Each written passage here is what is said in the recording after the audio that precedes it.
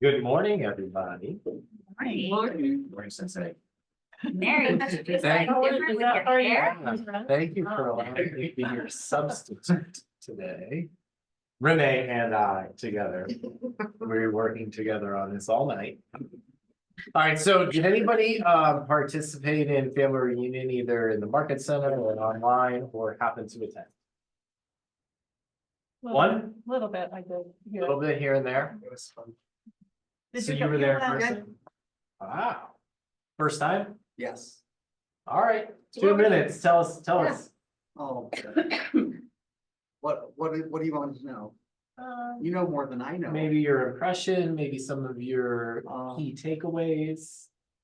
I think this presentation in particular was really great because we got a breakdown of what buyers are looking for, what they want. So it's giving me a little bit more direction on, marketing myself and maybe having an easier way to pull them in. So I thought that was just one. Okay. And that, the rates are kind of closer to average. Yeah. Was that the vision? I mean, there's more. Was that Yeah. the visions? Yeah, there was a lot, in that hour and 20 minutes. Yeah. I'm sure we could send slides up, right? Yeah, everybody should have got them. Oh, see, you should have. I think that was serious. All right, so let's just go through. What we're gonna do is talk a little bit about some of these slides and a little bit more thought provoking, a little discussion based, not too much tactical things, but sure those can come up. So first thing was some of these come from another report when it comes to the buyers and the sellers. Some of these are from the generational trends report put out by NAR. Right? So you can always Google that and so you could also Google that and get a little bit more details on it. Well, we'll go with these straight from Gary's presentation.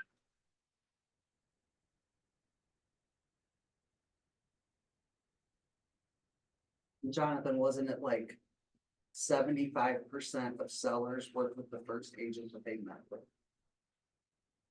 Yes? That was Yeah. another good one. So we get the appointment. Yeah. And buyers were a little higher, I think. Sorry. Green. What happens when there's two of us driving? So in the meantime, while we're getting prepared, Andrew, tell me more about that. Weren't they at the all-time highs for those statistics? Or maybe not all time, but I feel like I heard that during the vision, something like that during the visions. it's even more important to get Just get it. that first appointment face to face, more now than ever. So according to the NAR, the buyer interviews, yes, it's an all-time high at 75% of buyers interviewed one agent.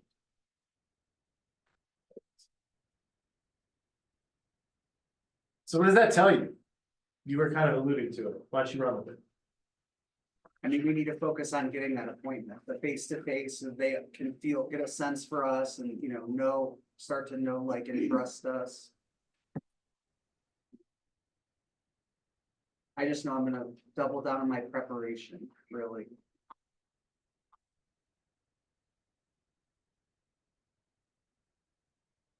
Oh.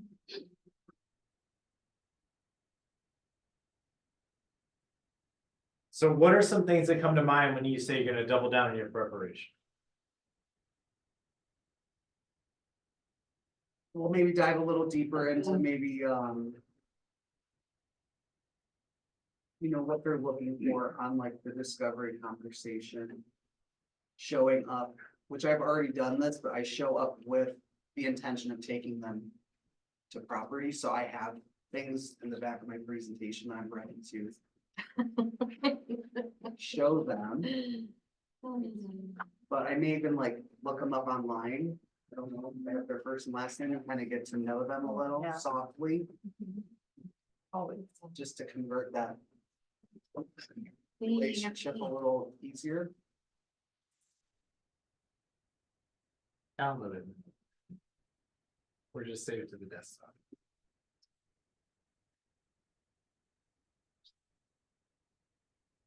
All right, so I have some of these that I printed out that we could just walk through while we're getting it pulled up. So what buyers wanted from their agent, 49% wanted help finding the right home to purchase. Number 2 was help negotiating the sale. Number 3 was help with price negotiations. So when it comes to helping people find the home as the agent, like what do we do? That's what they're saying that we want. Or what they want. How do we do that? I was surprised that was the first one kind of, because I feel like there's like this general idea that, well, I can find, like, I can look online and find that until you get to know somebody, you know, I might be wrong, but I always feel like that's kind of the general perception. That it's easy Yeah. to find, but evidently not. So I think what's interesting is if you go through there, I do think that there's a slide, this is where they go to look for their house or where they find it. Only like less than 30% of it comes from the agent. So there's a little bit of a disconnect Yeah, between what they interesting. want and how it actually That really happens. rolls out, yeah. I Right? also feel like it's more important to them to, like, hey, maybe I found it, but is this a good buy? Like, Right. is this good? Interpret, yeah. And then for you to be like, yes, this is Uh-huh. good. So maybe like, they feel like they want that, maybe they felt like that first section, you know, encapsulated that sentiment. Like finding the right home, the right. Yeah, the right. Yeah. 'Cause they're all over Zillow and MLS, but then they're like, I love it. Do you Yeah, think that's- it's yeah. good for me to buy? That makes So what are they looking for? They're looking for, I think, expertise in comps and say, hey, looks like everything else sold for 300. This one's on sale for 300. Looks to be a fair price for the Mhm. neighborhood. You think it's a safe investment. I think they're looking for some of that as well. Some validation. Validation. Yeah. Yep. Because what are they afraid of? Making the wrong The wrong decision choice. and selling it 5 years from now, and then they're stuck and they're worried that they're not gonna keep their equity. Yeah, right? It costs a lot of money. They're afraid of making a wrong decision. They're afraid of overpaying. It's something that they don't do very frequently. Right? So there's a lot of reluctance. You need some hand holding. It's emotional, right? They need someone to negotiate for them, because that's the difference of finding a house on Zillow or Realtor.com or at a fee and negotiate for them properly. Ask the right question of the listing agent. When's the seller's exact ideal timeline to sell and for possession? If the seller, it's time and money. If the buyer can give them a good price and the time they need. I mean, you want $500,000 for your home, Jonathan, if I can get you 500,000, you're gonna be out at closing, I'm gonna close in 7 days. You're gonna say no to that deal. If I say, I'll give you $495. As is, I'll do an inspection, won't ask for repairs, I'll close in 30 days and give you 30 days at no cost to stay there, you're gonna say yes. We gotta negotiate. We gotta go back to the property that's under contract, Samantha and Joe, and say, is this worth putting a backup offer on? And the agent told me it looked shaky. What was that, 2018 when you bought? We found out this duplex, they wanted to look shaky. We had a backup on it and we moved right into contract. You got it. But a buyer can't do that on their own. They don't know how to, they can't talk with the listing agent anyway. And the listing agent may or may not tell them that, depends who it is, but we know what agents will tell us what we need to know without breaching their fiduciary agreement. And give us the information to help us make a good offer, so everybody wins. And buyers can't do that on their own. All right, so let's see if we got these things fired up. Joe's passionate about the value that he brings in negotiations. Every time I put it on it, Since if you download it, We do open web. How do I do that? what are you trying to do? Oh. Yeah, and then click on that. Yeah. And that shouldn't go away anymore. Thanks. Aha, Look at you knowing the number. well, yeah. Like I said, we worked on this all night. We can. All right, so what buyers want from their agent, help finding the right home to purchase. I think the difference between what this is saying and what Joe is saying is, this is what they want before they get into the process. They probably don't understand the value that a good agent brings in negotiations to help them accomplish their goal. As an agent, you understand that, and part of that is conveyed in your presentation, your value proposition. Okay, so how do buyers find their agents? What sticks out? Referral. Referrals. Tell me That's more. amazing.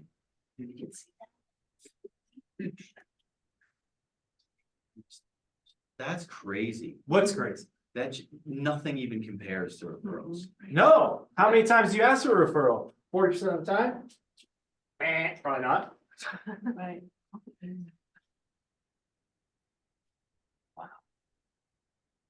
Who calls internet leads?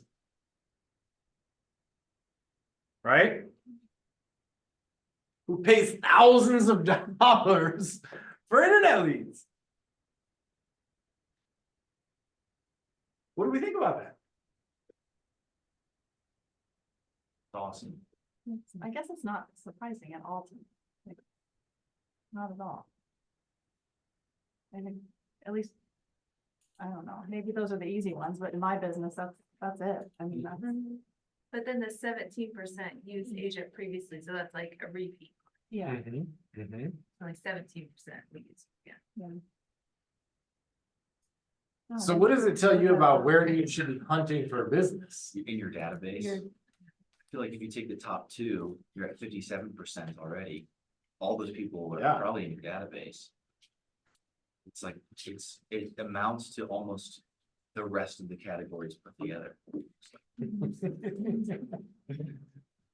Joe, how do you feel about that? Feel excited about that Because it's because it's stuff I like to do. Yeah. okay.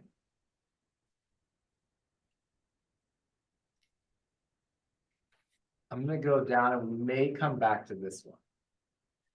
All right, this is what you were talking about, Andrew, 75% all-time high, only interview one agent.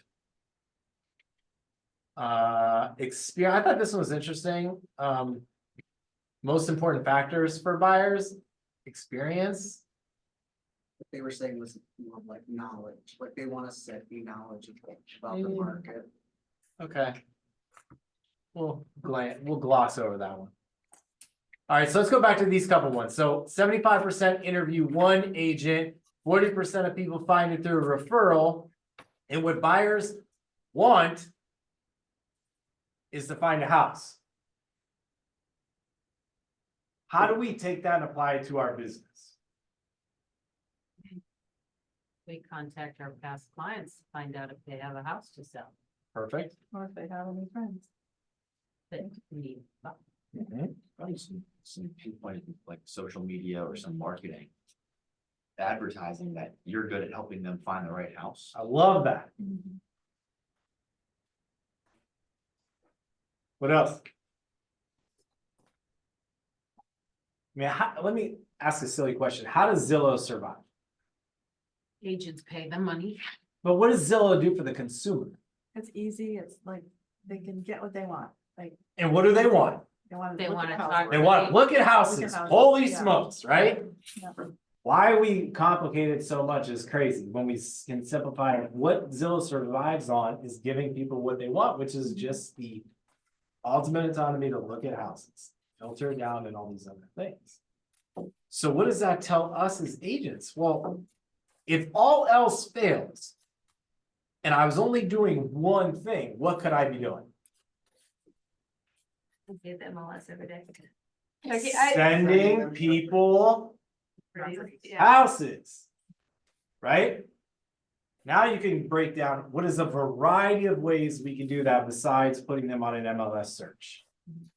Joe mentioned it. Things that may have come out of contract. Things that may be on the market Ruthie wants them. for 30+ days, 40+ days, 60+ days. How about a listing that you guys have that you know is coming available?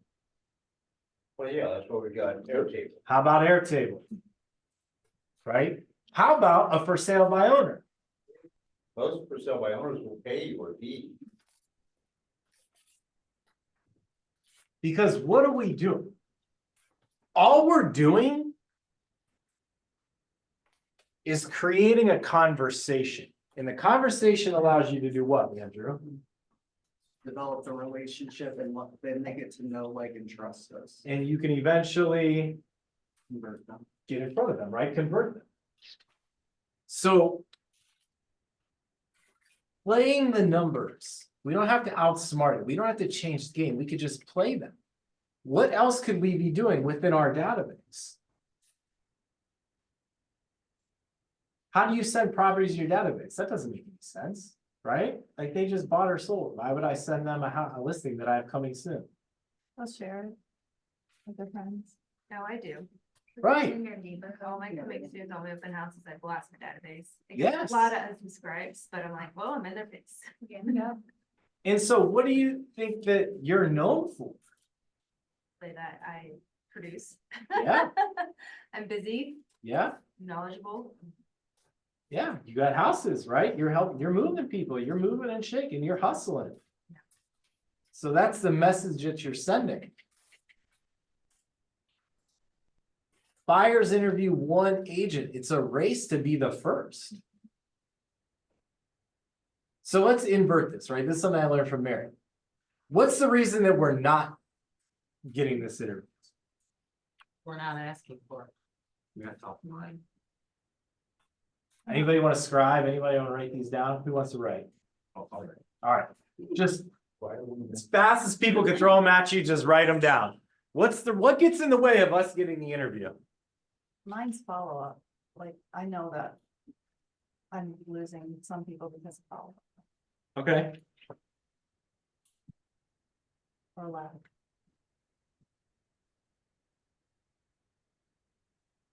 not asking, not following up. What else? Was not top of mind. Okay, There you go.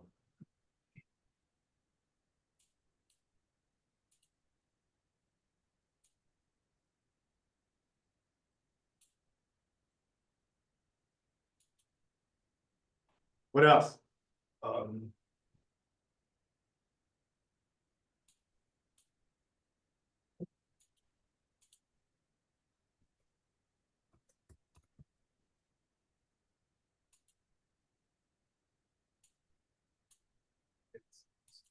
Not being proactive with your spirit to let them know you're here to help people buy, sell, or invest in real estate. Okay. Not reminding them what we do. That's kind of not top of mind, not Yeah, top staying in mind. front of people. Yeah, yeah.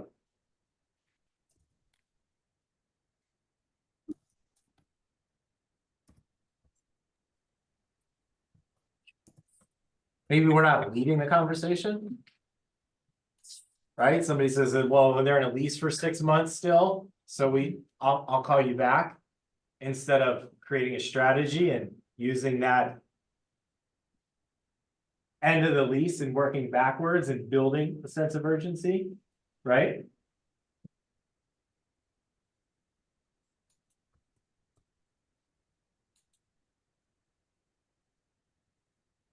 Ultimately, what are we trying to do? We're trying to initiate a conversation. So then we can hopefully move to a face-to-face. Like that's it. Forget the consultation, like, forget all the buzzwords. We want to initiate a conversation. That hopefully we can move to a face-to-face. Does it matter how far out somebody is? Why doesn't it matter? And there's something that's called the law of primacy. That illustrates the value of being first. Okay? The law of primacy. The value of being first. Doesn't mean you're going to get every one. You're still 3 out of 4. So we got to know that going in. But if we're gonna play probability, take your 75% chance. So what can I do if I know people are looking for properties? How can I send them properties? How can I communicate through my relationships, my sphere? Right? And hopefully generate a conversation that I can then move to some sort of FaceTime. The life cycle of a lead is not what it was in 21, 22. It may take 6 months, 12 months, 18 months for contact to close.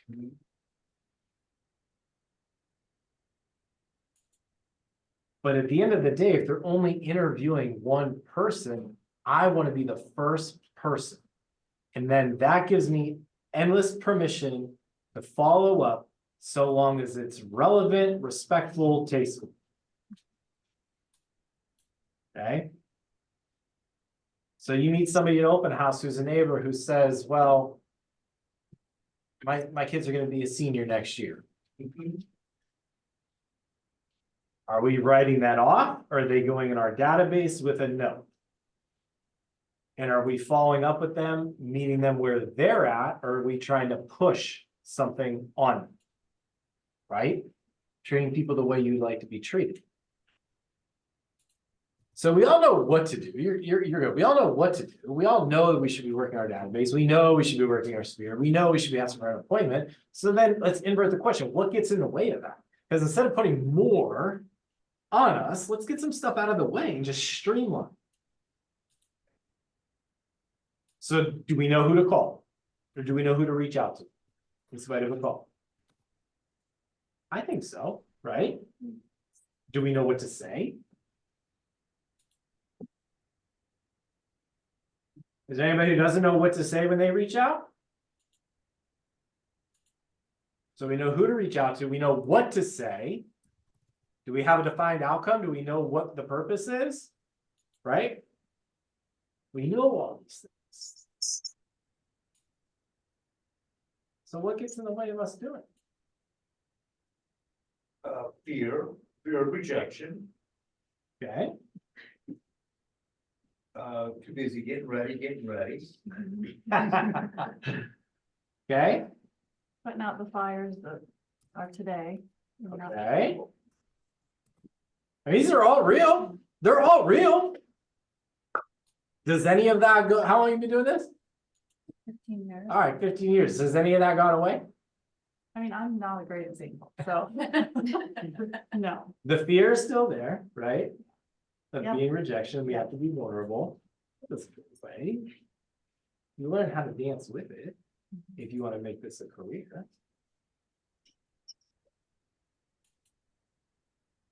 Always gonna have fires and emergencies, so time management, time blocking, prioritization. Those are skills that you kind of develop on the way. What else? I don't know what to say. It's uncomfortable. It's uncomfortable to ask. I mean, come on, we can all say that. We've been there, or it is. I have a question with Sure. that. So a friend of a friend's father just passed away. Okay. How do you turn that I'm so sorry into, do you want me to list the house? Without sounding, I wouldn't say that to somebody who just passed away. no, exactly, Yeah, yeah. I'd wait, you know. Mhm. um, But you also want to let them know that you're there, like, give them time. But that there is somebody there if they need it. They're thinking of way too many other things right now, but that is gonna have to come up. And just to kind of put it in their ear, like, we're here, you know? But I'm just wondering if anyone's been in that situation yet, and what, All the time. Yes, okay, a client, good client, young kid. Who had sold his house and then I sold a bunch of investment properties. And Oh, he sadly died. In his mid-40s. And And, I knew his parents, they had introduced me to him, and, they had moved out to California, and I did go to the funeral, and they knew me. But I waited, and then I wrote this letter, and I've used it, I've changed it every time I need to, but it was a great letter. I can, what they were facing, what they would need to do, but I had a lot of different kinds of properties held in different kinds of, LLCs and stuff. And I tried to, I just said, I'm here for you. It was also a condolence letter, even though I'd already written it. But this was a letter. One of them. I still have it. Oh, I love that. Thank you. Anybody else? I have a question. Do people have like themes when they follow up with people? Like, I don't know. I've heard people say they do like home evaluations like 1 month, and then next month they'll be calling their database for like different things. Like, I do. yeah. Because it feels easier for me to have something to give them when I Yeah. call. As opposed to like asking for, just calling, ask for a referral every single time. Feels easier to ask when you give.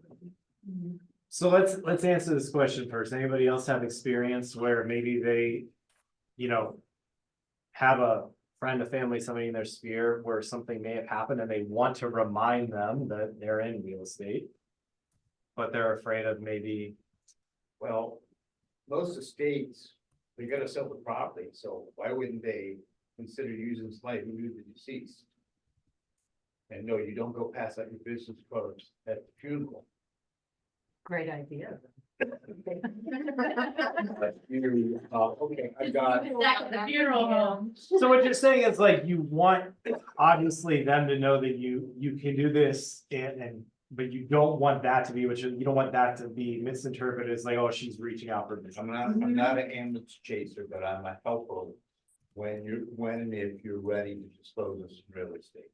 So it's so much easier than I think we make it out. We overestimate things in our minds, right? And it's only because you care. It's only because you care. Right. So what you just said to the group is probably what you could say to them, right? That, something that will have to be done at some time. You're not leading with it, Right. they need time. They have a lot on their plate, right? So we're leading with what? It's a word that starts with E. Empathy. Empathy. I mean, the ultimate question is, if I was in their shoes, what would make me feel respected? Like, how would you feel if somebody did that to you? Like, what would work for you? I think that just to say, look, I'm here, if you have questions about any of it. Yeah, You have your choice of people and you have connections yourselves, but if you just want answers. Yeah. If there's anything big or small that you just want to say, okay, when should I put it on the market? Yeah. And we might already have one, or my sister already, the daughter of the person who passed away may already have one. But to be there to answer questions, or just for them to know that there's somebody there, even if they don't call me, that there is somebody there. I think that goes a long way, but that's how I would want to be approached.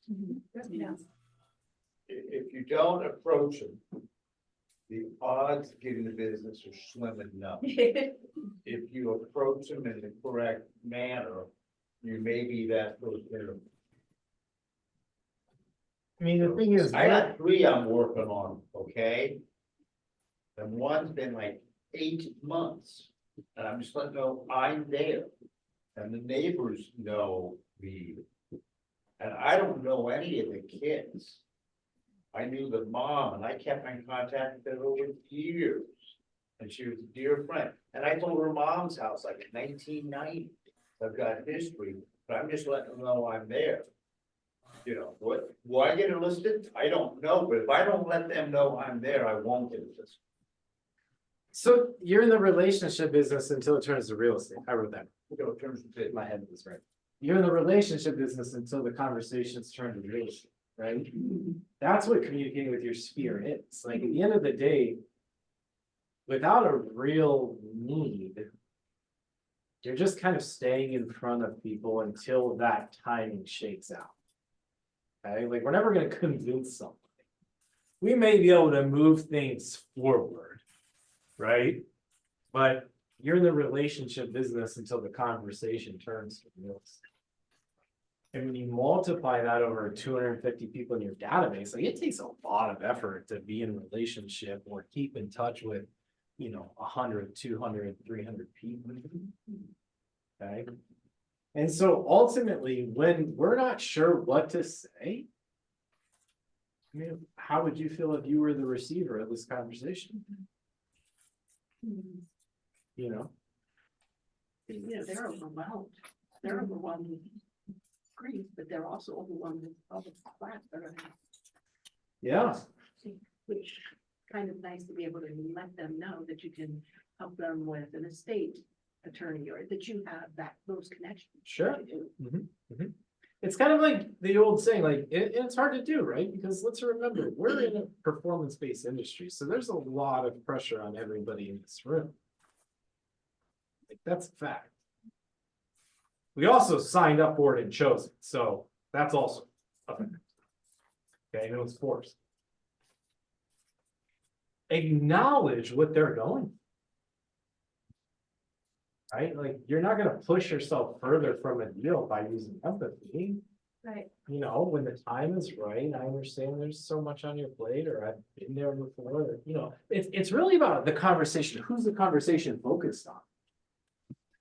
Because if it's focused on the other people, like sharing what's in it for them in a way, but if the conversation is focused on somebody else, like, where's your focus when you make that call? Where's your focus when you write that email? Is it on you getting a listing? Or is it meeting somebody where they're at? And knowing that it's 50-50 whether they use you or not. Right? But I can control where my focus is when I'm communicating.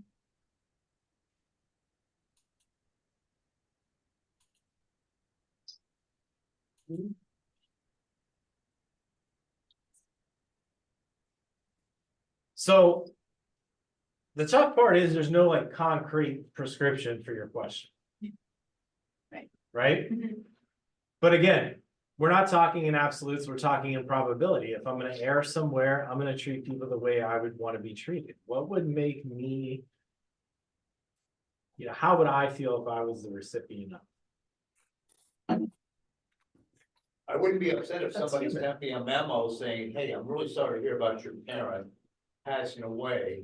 As the smoke clears, if you need real estate advice, I'm here for you, period. That would not irritate. Like, this is a skill. I think it's a skill. I guess it's up for debate, but like saying what you really want to say. Like what you just told us, like, hey, I understand you're a friend of a friend. I heard this in passing. I'm sorry. Let me express my condolences. Right. When the time comes, I have a lot of experience. If you need a resource, maybe an attorney, you got a lot on your plate. But Right. just for peace of mind, when you're ready, I'll be ready now. Right? Like, just say what it is. Like, Right. say exactly how you got there, exactly what it is, exactly what you want from, for them. And if you need help doing it, use Right. ChatGPT, and like, it takes some like revisions to get that out, but say what you really want to say. Say how you really got there. It's like if we try to mask it with something else, it's not all of a sudden going to increase our chances because we're human. Just be human. Yeah. Your ratio is 50%, whether you're human or have the best script from a robot in the world, doesn't really change the odds. Right. I think part of it is at least for me, it's mindset too, like with anybody, not just that situation, but it could apply here, I think. So just knowing there are a lot, it doesn't apply to anyone in this room, but that you don't want them to get stuck with an agent that doesn't care. And that you would be the best agent for them. Like, I think just thinking that you're trying to protect them. So Yeah, that helps me. yeah. Your belief starts to come out, right? I know I can help you. The other side of that is they have to be ready and Yeah. willing to receive help. Yeah. You know, and that's the challenge of being over that. And you don't know where they're at, especially if you don't know them. So if you don't talk with them, you have no idea. So a month ago, my buddy Rick, who I've known 40 years, said, hey, these ladies across the street came and talked to me. Their mom died and they know I own 3 properties on the street. They asked me if I wanted to buy it. I goes, no, but I got the best agent for you and he'll call you. And I called them. They go, can you come down now? They were ready. If I would have sat there, I may not got it. So here I am 30 days later and we're in contract. We're gonna close in 10 days. I just, you know, Dave Knox is an old real estate agent. He said, be there or be good. We spent too much time trying to be good, just be there. You know, if you're there, you get the business. You got a 50–60% chance of business. You spend your time playing on your scripts and dialogues and chat BPTs and thinking about doing it, maybe kind of, sort of, you're gonna be out of business. I'm gonna go get it. You're gonna go get it. Everybody in this room has just gotta go out and get it. And get your mind in the right place and just go do it. No substitute for action. Sorry, I'm just talking too much, but I just like. You getting fired up, Joe? Hesitate. Go do it. What's got you all fired up in here? I'm always fired up. Renee, there's 4 comments. Sorry. Yeah. Just go do it. Hit exit. Huh? You're in a large format. Wow, Go to the top and hit the chat. that's what I tried to do. It's different up there. Oh. Not asking for your straight check.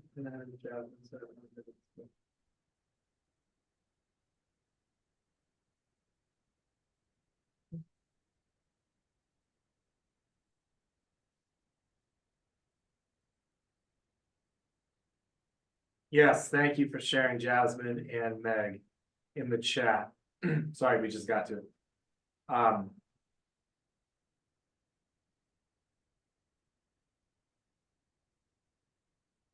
Isn't that kind of the nature of the reaching out all the time? We're stuck in that, like, I don't want to be pushy. Right? I don't want to bother somebody. They probably, you know, like, oh, they know so-and-so who's an agent. Like how fast we talk ourselves We talk ourselves out of it. out of it. Yeah.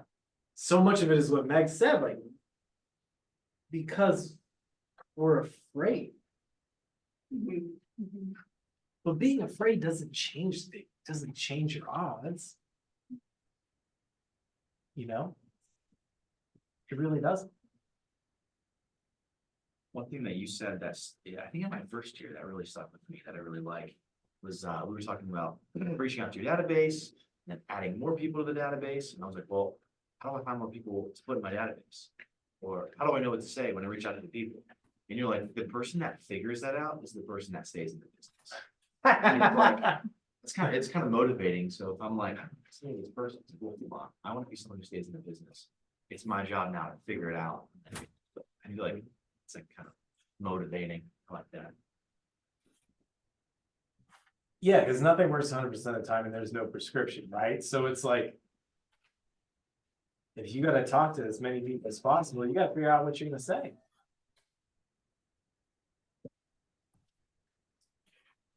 All right, so let's switch to, I brought it down to sellers. Similar, 80% of sellers interview one person. That's crazy. That means all you have to do is get in front of them. And you have an 80% chance of securing that face-to-face meeting as a client. Nobody's telling you when. Right? But you have an 80% chance. Doesn't that motivate you? And doesn't that make you say, oh, I gotta just get in front of them? All you do is get in front of them. I'm kind of shocked the sellers is higher than the buyers. Because buyers was only 75%, right?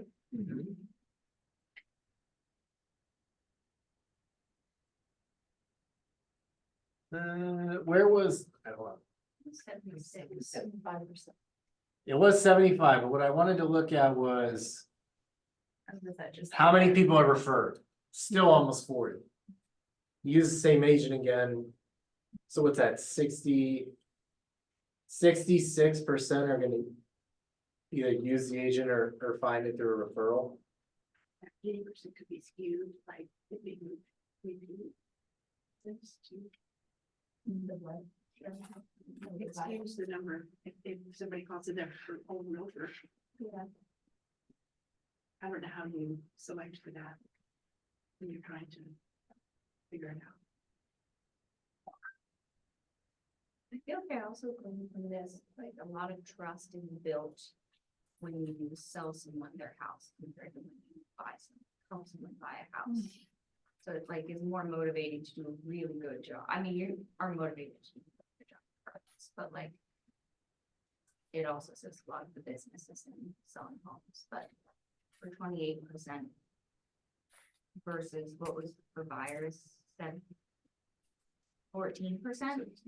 14% used previously used an agent. 17. So it's, yeah, kind of like double.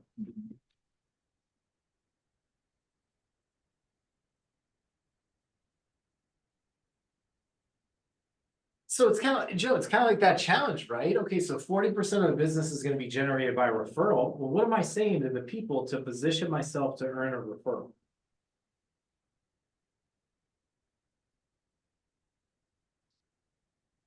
Yeah, if you're communicating with your sphere, if you're communicating with past clients, if you're communicating with anybody, like, what am I saying to try to get a referral? I'm not saying it enough. How often am I? You know, I mean, I spent 20 minutes a day talking to the guy. I've done like 48 deals at least. So I'm gonna be down for, we'll get back for a beer when I'm back in town. I didn't ask him for a referral, but maybe I don't have to ask him because he's given me a lot. But, you know, it's like, hey, I really appreciate our long business relationship.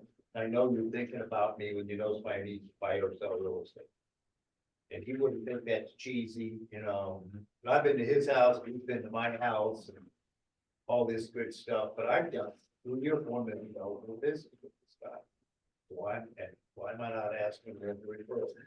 All right, let's spend the last few minutes on this. Okay, so we agree that 40%, we'll just call it 40% of people find it from a referral, right?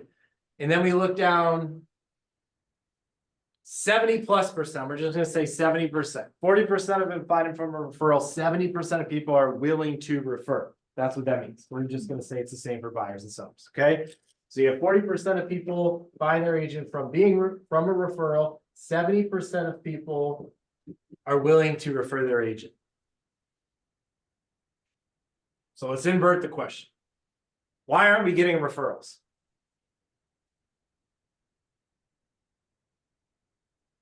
Not asking, Why aren't we asking?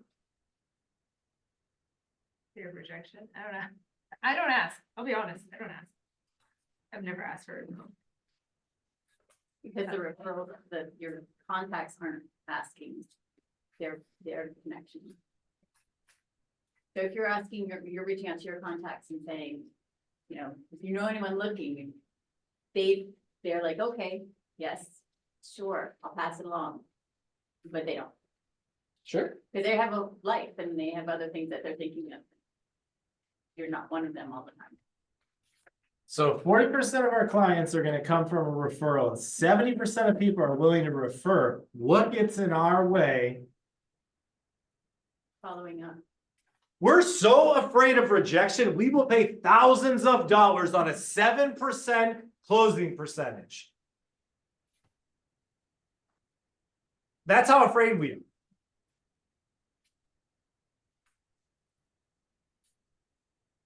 We will fail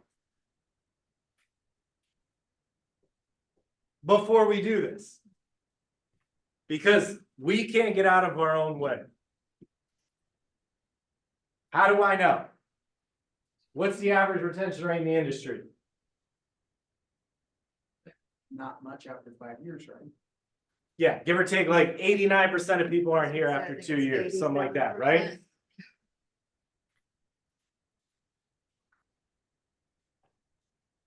We need to train the people who do get this referrals. Find positive reinforcement. I have a woman who gives me, she's a commercial realtor. She gives me Phenomenal idea. business and I take her out to dinner. Or she gets massages, Well, you know. Reinforce the behavior you want repeated. Did it work for Pavlov? Yep, psychology. Hot damn. And then they have the expectation, and they don't forget. to give you more. yeah, when you're low on referrals, go to the store and buy 10 Starbucks $10 cards, make sure you got thank you cards. And anytime I do that, I get a referral out of the blue. Cause I went and spent money on cards instead of Zillow. People who you pay the card to. No, all of a sudden, I got these cards there, and like nature is seeing, oh, Joe bought cards to give referral out to people giving referral. And I get a referral. And now I'm out of cards. So So it's time to go buy more. I've gotta go buy some more, and I got a referral last week, and I couldn't figure out who it was from. It's Yeah. somebody in my neighborhood. So it's not rocket science. No, it's Okay. just, stamps, thank you card, and gift card. The minute they give you a referral, good, bad, or ugly, no matter who they are, people think, oh, they're wealthy, they don't need a gift card. It's not the gift, it's the thought. We want to give you referral. We want to refer. Yeah, they- Gesture, it's law of reciprocation. I mean, it's top of mind. It's all these things, right? Yeah. So what do we think we need to do? Like, I mean, come on. Right? Like, come on. Do we know what to say? Is that what it is? somebody asked. We can raise our hand. Are we afraid that we're gonna offend somebody, or are we afraid of compromising a deal? Are we afraid it's gonna blemish our relationship? All of the above, depending on the call. I think we make assumptions sometimes because I know, like, I've been out with a buyer looking at houses and they'll mention that, oh, we have a friend who just bought it, or we have a friend who's looking now too, and I'm like, what do you mean? Who are they working with? Why aren't they looking with me? We make assumptions that, but it Protect never occurred to them, like, it never occurred to them, maybe, so, and that's on me. Yeah. What is your system like for asking for referrals? How many times are you asking during the contract and all that? Oh, oof. I would say you can systematize it. I think my approach specifically is more kind of like the same approach to an open house. Meaning if I'm doing an open house, I'm not trying to convert every single person that comes through, right? Because it's just unrealistic and that's a lot of pressure and I have to perform. I would rather spend my time with the people who are having who I'm vibing with, kind of the Carol Shear method, and then moving to close them for an appointment. So it's the same thing with the referrals. It doesn't work for everybody, but if you, my belief is if somebody's giving you one, there's no difference from 1 to 100. It's all in how much you work it. So, a suggested system, and I don't personally do this flawlessly, but if you can meet with a source of business, like an attorney, who then you have a relationship and it's professional, for example, a state attorney, and they could refer clients with the need and vice versa. If you have somebody who's ever given you a referral in the past, I heard it on a referral podcast, you should get in front of them once a month. That's just like a coffee. That's maybe once a month is unrealistic, but I would get in front of them because these things are naturally going to come up in conversation.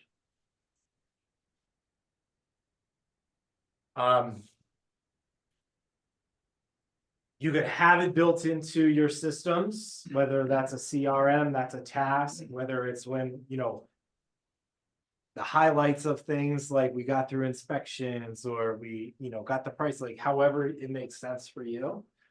I think it's more important to know how to ask than when and where you ask. Because if I know how to ask, I can work it in wherever I feel like it's an opportunity. because I've practiced it. If I haven't practiced it and I don't know how to ask, that reluctance and fear is gonna flare up and I'm gonna talk myself out of it, no matter how great the timing is. Personal experience.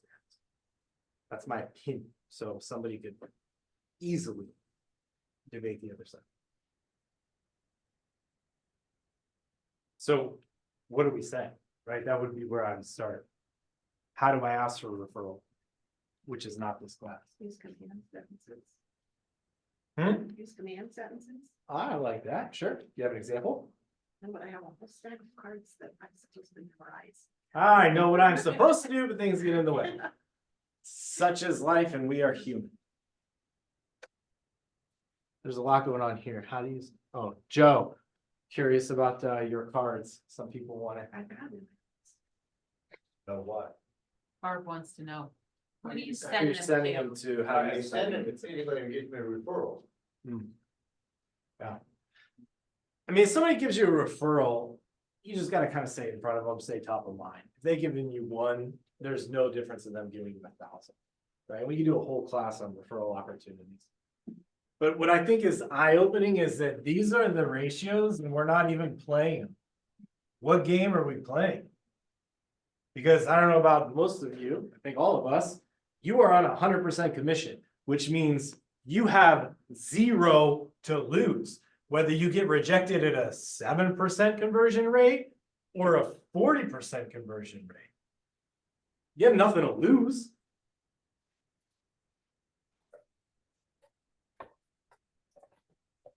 So what do we know about fear? What's the one way to cure fear? Action. Action. So what gets in the way of us taking action? We do our mindset stuff. Sure. But we kind of just covered that. So now what's next? Okay. Find a way to make it easy. Make your first call to somebody who loves to hear from you. And just chat.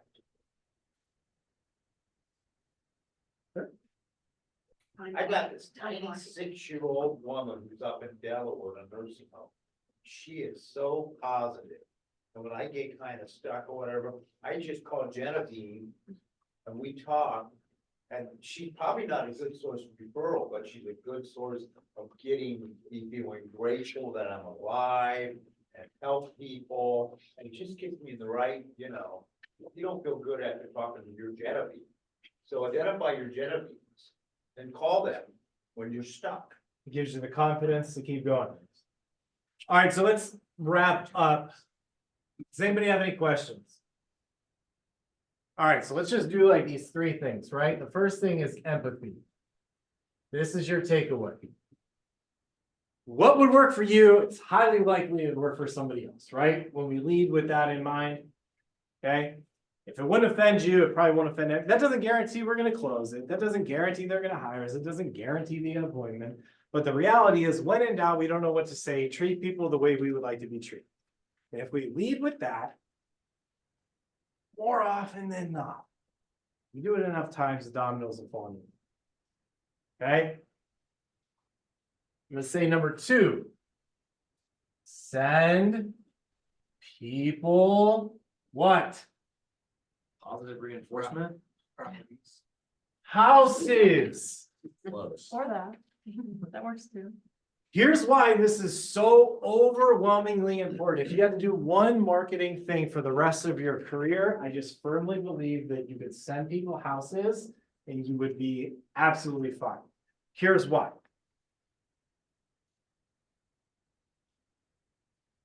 It's an emotional process. We all know that, right? We've all heard that. The difference between somebody playing with the mortgage calculator at home and considering whether they should move and how much is it going to cost and what should we do if we wait, that's all logical. The moment they find something they want, it changes. And they will rationalize any way possible to get it. So interest rates, timing, a lease, none of it matters unless they have something they want. As soon as they have something they want, it all makes sense. And it doesn't matter what it is, because it's all just random conditions that we frankly can't control. So you don't have to like send all these fancy things to people to like get them to move forward. None of it matters unless they have a house. And once they have something that they want, they don't care what interest rates are. Right? It doesn't matter because they want it. So they're gonna tell themselves, well, it's industry average. We're not overpaying. Right? But at home, when they don't have a couch, or when they're on the couch and they don't have a house that they want, I don't know if I'm gonna pay that. Why would I pay that? I don't know if now's the right time. None of it matters. None of it matters when they have what they want. When they have what they want, it's emotional, not logical. Without having what they want, it's always gonna be logical and you will never convince them. So ultimately, send people houses and try to set up showings. Eventually, they're gonna start looking on their own, they're gonna sell themselves. Okay? But all of the conditions don't matter unless they have something that they want. So just give them what they want. That could be MLS, that could be Airtable, that could be listings you have coming, that could be Bizbos, that could be deal of the week, that could be anything. Okay? Give them what they want, and they will make sense of the deal. They won't need to be convinced. The last thing is referrals.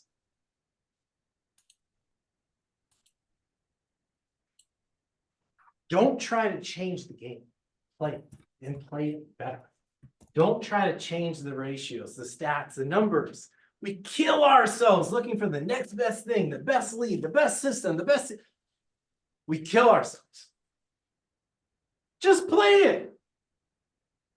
If that's like when all else fails, play the numbers. Who's ever seen the movie Moneyball? Anybody ever seen Moneyball? Baseball movie? All they did was play the statistics, right? And they like went to the, not the World Series, but maybe the league championship with one of the lowest payrolls in baseball. Nick Saban's another example. They had specific criteria that they looked for in specific positions. Like one of his big claims to fame was Josh Jacobs wasn't even a star recruit, but he was exactly what they were looking for in a running back. And he ended up being a first-round draft pick. Right? Because he just played the system. He wasn't chasing all the fancy stuff. We don't need it. We got to get better at doing what's available.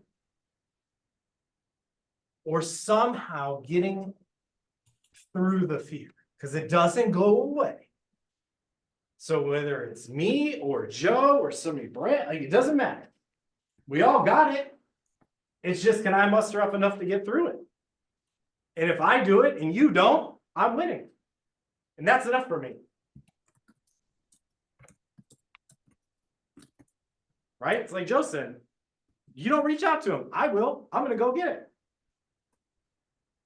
Nothing special about him. Nothing special about anybody. Except for the fact that they could probably push through this.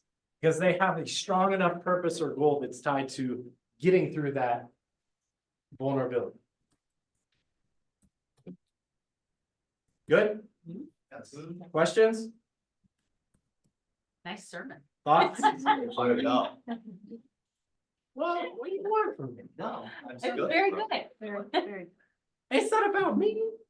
But thank you. It's a nice kick in the ass. Sorry, Mom. All right, anything useful in all of this? Anything from the chat?